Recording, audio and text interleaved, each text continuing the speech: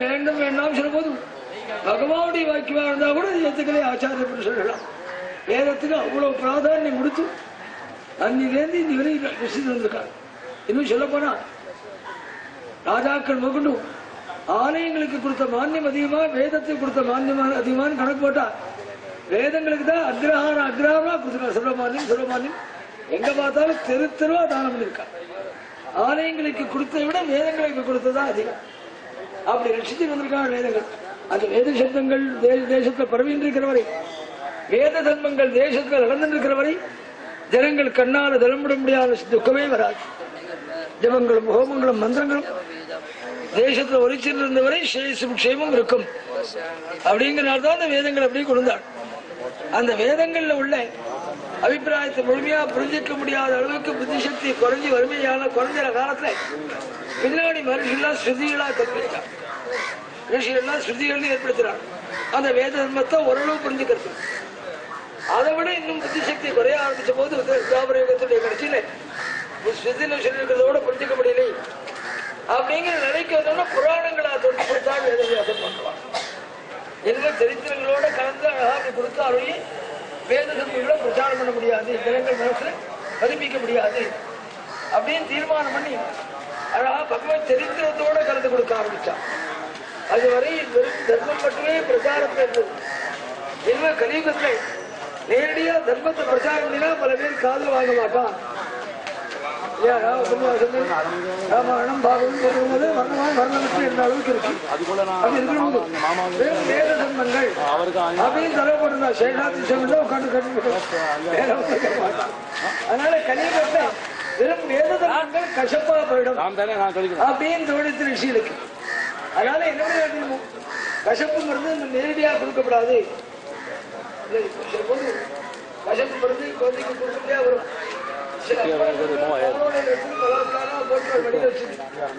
அப்படி பலாத்காரா போட்டுனா அந்த மருந்து உள்ள போய் சேரும் அப்படின்னு சொல்ல முடியாது. அவனே பாதி எடுத்தான், இந்த அம்மாவே பாதி பலாத்காரம் கசப்பு மருந்து கொடுத்தா அது உள்ள போய் சேராது. பட்டு அந்த கசப்பு தேட சொல்லி அந்த தேர்தல் வச்சதுனால அந்த மருந்தையும் சாப்பிட்டு கசப்பான ஒரு விஷயத்தை திடீர்பான தேவையோட கண்டுபிடிக்கிறாளே, அது மாதிரி கசப்பான வேத தர்மங்களை மாதிரியும் பகவானுடைய சரித்திரத்தோட கலந்து கொடுக்கணும்.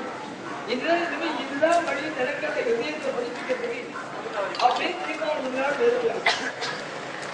தீர்க்க விஷயத்தோட ஒரு காரியம் நடக்க விட்டு அதே பகவான் குறிப்பா இருக்கும். ஆனா இந்த மாதிரி காரியம் தான் இவங்க பலன் கொடுக்கணும் அப்படின்னு தீர்மானம் பண்றது எத்தனை வேதாந்தா சொன்னாங்க. ராசாச்சாரியால் இந்த ஒரு மாற்றம் தான் எந்த வேதத்தை நேரடியா கொடுக்காம பகவானை மாதத்தோட கலந்து கொடுத்தாலும் பகவானை மணிக்கு 4 மணி அரிசனை தெரிவித்த ஒரு புருஷன் ஒரு விஷயம் நான் சகோதரன் அப்படின்னு சொல்ல உள்ள செலுத்தமே இதுதான் மாற்றம் அப்படின்னு தீர்மானம் ஆரம்பிக்கும் போது தர்மசாஸ்திராணி யாருதா புராணங்களை தர்மசாஸ்திரத்தில் பொதுவாக புராணம் தெரிஞ்சு கொடுப்பாங்க. அதனால தீட்சா பல பேர்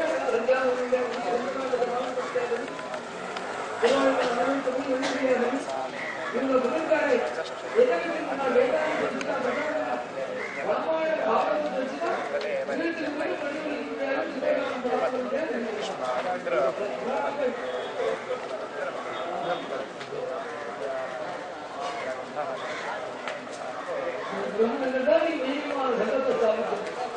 தெரியாத சில பேர் கேட்பான்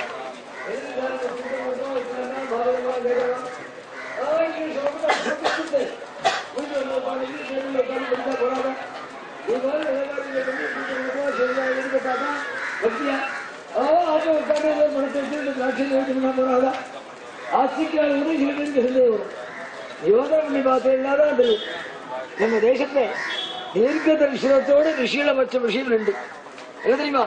ஒண்ணு தெருவுக்கு தெரு புராணங்களை ஒலிக்க முடியாத மண்ணி தெருவுக்கு தெரு ஆலயங்களை அமைச்சு இது மாதிரி யோகங்களும் நடக்க முடியாது பண்ணா பாருங்க.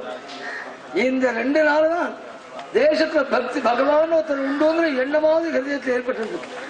நம்ம மாதிரி உள்ளவாளுக்கு பகவான் ஒருத்தர் உண்டுங்கிற எண்ணம் எங்கேயோ மனசுல வருதுன்னு சொன்னா அது வேதத்தேர்ந்தும் வேதாந்தத்தேர்ந்தும் அல்ல.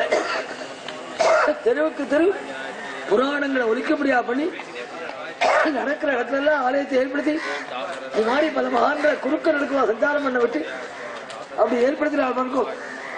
அதனாலதான் அது வச்சுதான் பகவத் விஷயமே நம்ம மனசுல நீங்க தெரிஞ்சிருக்கு. அர்ஷாணி பாட் சுவாமி சொல்லுவாங்க ரங்கநாத் தரீனி டிவிஸ்வாட்ல பரமபாகவதோத்துவார் அவர் சொன்னார்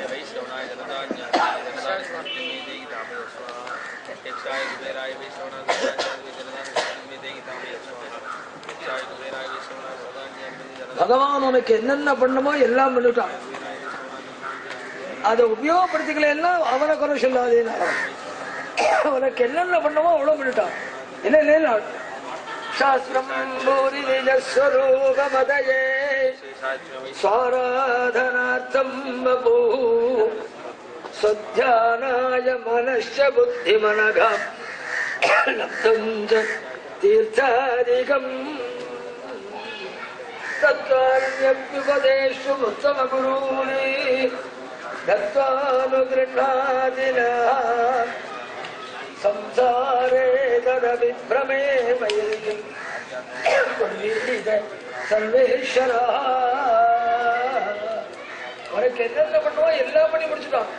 சாஸ்திரம் பூரி நிஜஸ்வரூபமதே தன்னை பத்தி தெரிஞ்சுக்கிறதுக்கு நிறைய சாஸ்திரங்களை ஏற்படுத்திருக்கான். நான் உபன்யாசமே எடுத்துட்ட உபன்யாசம் 5 நாள். அந்த 5 நாளைக்குள்ளே தினம் ஒரு தடவை சொல்லியிருக்கேன். லட்சக்கணக்கான புஸ்தகம் இருக்கு நம்ம தேசத்துல. தினப்படி ஒரு தடவையாவது சொல்லியிருக்கேன் திரும்ப திரும்ப. லட்சக்கணக்கான கிரந்தங்களை படைப்பிச்சிருக்காங்க சுவாமி தன்னை பத்தி முழுமையா தெரிஞ்சுக்கிறதுக்கு. சாஸ்திரம் பூரி நிஜஸ்வரூபமதே அந்த வழியில பின்பற்றி நடந்துக்கிறதுக்கு நல்ல சரீரத்தை கொடுத்துருக்கான். சுவாராதனார்த்தம் பபு சுத்தியானாய மனஹ.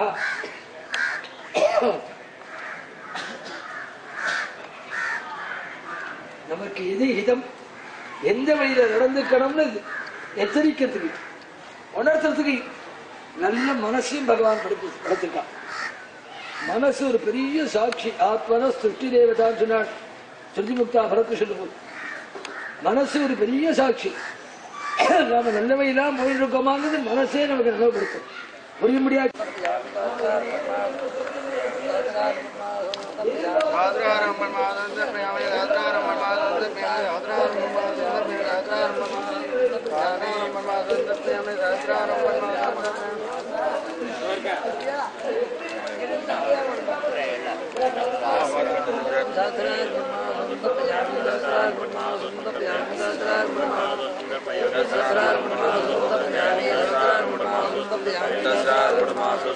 ओम सहस्रार ओम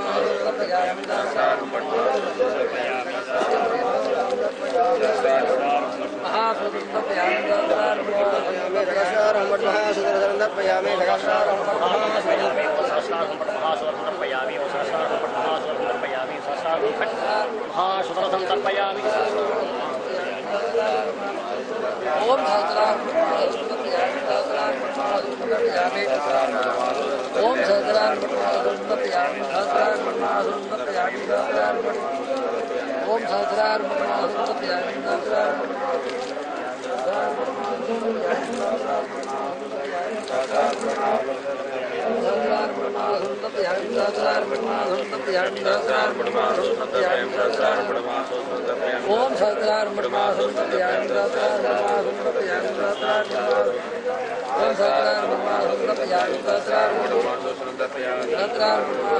ओम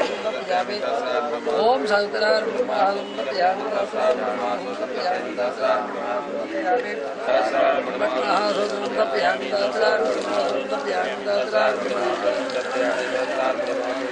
ओम सहस्रार ओम सहस्रार ओम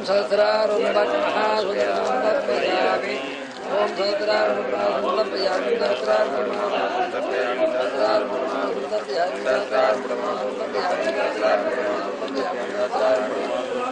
ஓம் சகஸ்ராரம் பத்மாசகஸ்ராத்மஜாமி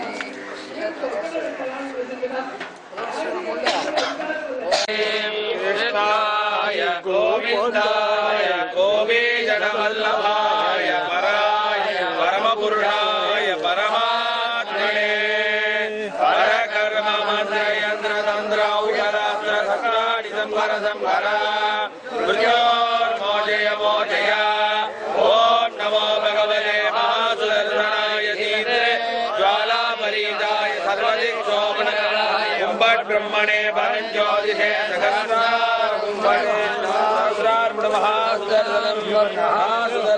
எல்லாரும் வீடியோல வருவாங்க.